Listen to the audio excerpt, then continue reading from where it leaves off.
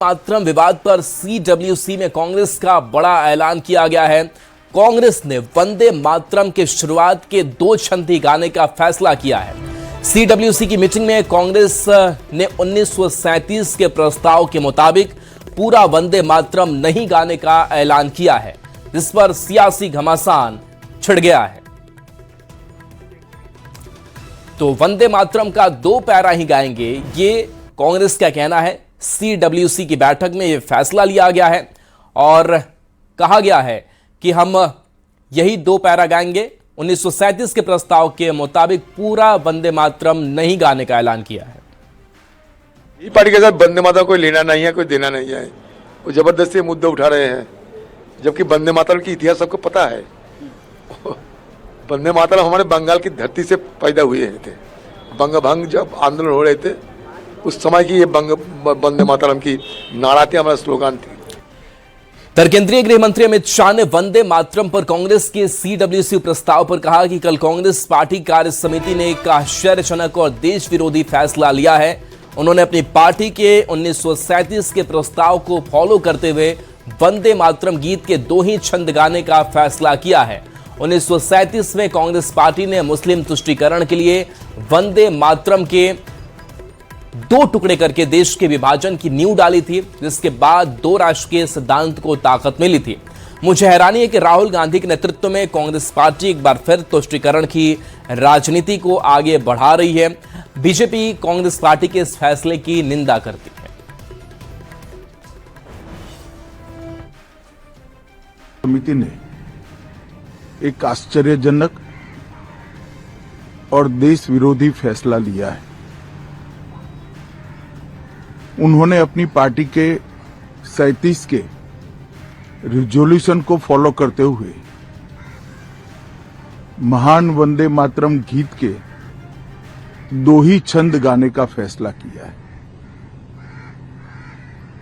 मैं इस समय पर पूरे देश को याद कराना चाहता हूं कि 1937 में कांग्रेस पार्टी ने मुस्लिम अपीसमेंट के लिए वंदे मातरम के 2 टुकड़े कर देश के विभाजन की नींव डाली थी और वहीं से 2 राष्ट्र के सिद्धांत को ताकत मिली थी और अंततोगत्वा देश का विभाजन हुआ और पाकिस्तान का जन्म हुआ था। आज जब वो ऐतिहासिक गलती को वंदे मातरम के गीत के प्रागट्य के 150वें साल में नरेंद्र मोदी सरकार ने सुधार कर बंकिम बाबू की ये अमर कृति को पूरा गीत गाकर राष्ट्रीय एकात्मता को फिर से एक बार सुदृढ़ करने का प्रयास किया है और सभी सरकारी फंक्शंस में इसको पूर्ण रूपेण गाने का जो निर्णय किया है, वो निर्णय को कानूनी जामा भी पहनाया है। इसकी अवहेलना करने का कांग्रेस ने कल निर्णय किया है। कांग्रेस का ये निर्णय केवल और केवल इनकी घोर तुष्टीकरण की नीति की पुष्टि करता है। वोट बैंक के तुष्टीकरण के लिए उन्होंने स्वर्गीय बंकिम बाबू के इस अमर कृति का न केवल अपमान किया है, वो लाखों शहीदों का भी अपमान किया है, जो वंदे मातरम का नारा लगाते लगाते देश की आजादी के लिए फांसी पर चढ़ गए, जिन्होंने कई साल जेल में काटे। आज कांग्रेस पार्टी 1937 का अपनी पार्टी का रिजोल्यूशन मान रही है और पार्लियामेंट के एक्ट को नकार रही है। मुझे तो बड़ा आश्चर्य है, श्री राहुल गांधी की नेतृत्व में कांग्रेस पार्टी फिर एक बार इस देश में तुष्टीकरण की राजनीति को पुरजोश तरीके से आगे बढ़ा रही है। मैं देश की जनता को अपील करना चाहता हूं कि एक बार इस देश ने गलती करी थी, वंदे मातरम के 2 टुकड़े होने देने की, और एक गलती के गंभीर परिणाम हमने भुगते हैं। अब देश की जनता एकजुट हो और कांग्रेस पार्टी के इस फैसले के खिलाफ आवाज बुलंद करे कि अब इस देश में तुष्टीकरण की राजनीति नहीं चलेगी। ये आजाद देश है। आजादी के 80 साल के बाद 1937 में जो फैसला कांग्रेस ने किया था, जिसको नरेंद्र मोदी जी ने सुधारा है, उसके सामने का कोई विरोध इस देश की जनता नहीं सहन करेगी। भारतीय जनता पार्टी कांग्रेस पार्टी के इस फैसले की कड़ी निंदा करती है और हम इसका जनता के बीच में और विधायी सदनों में भी पुरजोश विरोध करेंगे। बीजेपी से राज्यसभा सांसद धर्मशीला गुप्ता ने भी कांग्रेस पर तीखा पलटवार किया है। उन्होंने राष्ट्रीय गीत का विरोध करने पर कहा कि कांग्रेस नेताओं के दिल दिमाग में जिन्ना का जिन घुस गया है और मुस्लिम तुष्टीकरण के लिए ये लोग बेशर्मी की हद पार कर रहे हैं।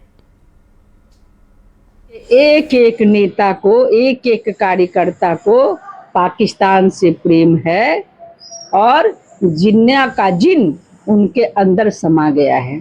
बेशर्मी की हद है। ये सिर्फ वंदे मातरम गीत का अपमान नहीं कर रहे हैं, ये देश के 140 करोड़ देशवासियों का अपमान कर रहे हैं, संविधान का अपमान कर रहे हैं और भारत माता का अपमान कर रहे हैं। कांग्रेस ने वंदे मातरम के 2 ही पैरा गाने का फैसला किया है, जिस पर राजनीति तेज हो गई है। जेडीयू सांसद संजय झा ने कांग्रेस के रवैये और फैसले पर सवाल उठाया है और कहा है कि जो संविधान को मानने वाले लोग हैं वे मान रहे हैं, ऐसे में क्या कांग्रेस संविधान से ऊपर है? वाले लोग हैं, अगर पार्लियामेंट ने पास किया है सारे तो बिल्कुल इसको मानना चाहिए सबको। आप उसके ऊपर तो नहीं है। अगर कोई कानून है सबको तो कानून के दायरे में रहना। इधर केंद्रीय कपड़ा मंत्री गिरिराज सिंह ने कांग्रेस पर जोरदार पलटवार किया है। उन्होंने कहा कि 15 अगस्त को कांग्रेस के चेहरे से नकाब उतर गया। वंदे मातरम का अपमान सिर्फ राष्ट्रीय गीत का अपमान नहीं बल्कि भारत के संविधान और वीर सपूतों की शहादत का अपमान है। उन्होंने कहा कि कांग्रेस अब मुस्लिम लीग कांग्रेस हो गई है, क्योंकि तुष्टीकरण के लिए ये लोग मुस्लिम लीग के दबाव में काम कर रहे हैं। ये लोग देश को तबाह करना चाहते हैं। खाल ओढ़ लिया शेर का, अब कांग्रेस रूपी भेड़िया का खाल उतर गया है। 15 अगस्त को ही उतर गया और ये कब तक भारत का विरोध छुप छुप के करता रहेगा? 15 अगस्त को खड़गे जी, सोनिया जी, राहुल जी का एक्टिंग देखे। कोई कह रहा था कुर्सी मंगा रहे हैं, कोई कह रहा था टेबल पंखा मंगा रहे हैं, और आज कल चेहरा बेनकाब हो गया। ये कांग्रेस का स्टेंजा का विरोध नहीं है, वंदे मातरम के 2 स्टेंजा गाने का सवाल नहीं है। ये भारत के उन वीर सपूत का अपमान है जिन्होंने, हमारे पूर्वजों ने बलिदान दिया। ये भारत के संविधान का अपमान है, ये भारत का विरोध है। ये 1 मिनट 9 सेकेंड और 3 मिनट 9 सेकेंड का मामला नहीं है, ये सोच का है। ये गांधी जी का कांग्रेस नहीं है, ये कांग्रेस है सोनिया गांधी का। और ये कांग्रेस आज मुस्लिम लीग कांग्रेस हो गया। सच ही कहा, क्यों ना हो, जब प्रेम ही नहीं है। केवल कश्मीर में कांग्रेस लीग के साथ केरल में कांग्रेस के साथ सरकार है, मुस्लिम लीग के साथ। केवल वही नहीं, देश के अंदर भी अब ये भारत को तबाह और बर्बाद करने के लिए मुस्लिम लीग के साथ प्लानिंग की है। तो कांग्रेस ने वंदे मातरम के 2 पैरा ही गाने का फैसला किया है, जिस पर अब फुल पॉलिटिक्स हो रही है। एनडीए के नेताओं ने कांग्रेस के इस रवैये पर जोरदार पलटवार किया, तो आरजेडी कांग्रेस के नेता इस पर अपनी दलीलें देते थक नहीं रहे हैं। कांग्रेस तुष्टीकरण की राजनीति के चरम पे है। लगता है कांग्रेस ने अपने राजनीतिक सिद्धांत में शामिल कर लिया है कि तुष्टीकरण का सबसे सरल तरीका हिंदू मानस के देवी देवताओं के चित्रण का विरोध करना है। लेकिन इसके जो पहले 2 छंद हैं वो स्वतंत्रता सेनानियों ने अपना लिए थे, तो उन्होंने खुद इसका आग्रह किया था कि पहले 2 छंद को राष्ट्र के नाम वो समर्पित कर रहे हैं, इसलिए पहला 2 छंद ही माना जाता है राष्ट्रगीत। उसके बाद के जो छंद हैं वो हिंदू धर्म की देवी दुर्गा की स्तुति में गाए जाते हैं। तो दोनों को एक साथ कंपाइल मत कीजिए, दोनों अलग अलग चीजें हैं। देखिए, इस विषय पे किसी भी तरह की राजनीति जो है ना, उनकी संकुचित मानसिकता को दर्शाता है। वंदे मातरम सिर्फ एक गीत नहीं, बल्कि यह हमारे देश की आजादी के संघर्ष की चेतना एवं राष्ट्रीय गौरव का प्रतीक है। इस पर किसी भी तरह की पॉलिटिक्स, राजनीति करना कहीं से भी उचित नहीं है।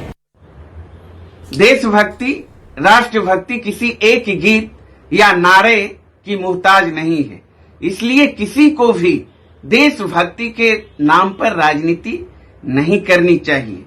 देश की एकता और भाईचारा हम सबों के लिए जरूरी है, इस पर काम करनी चाहिए।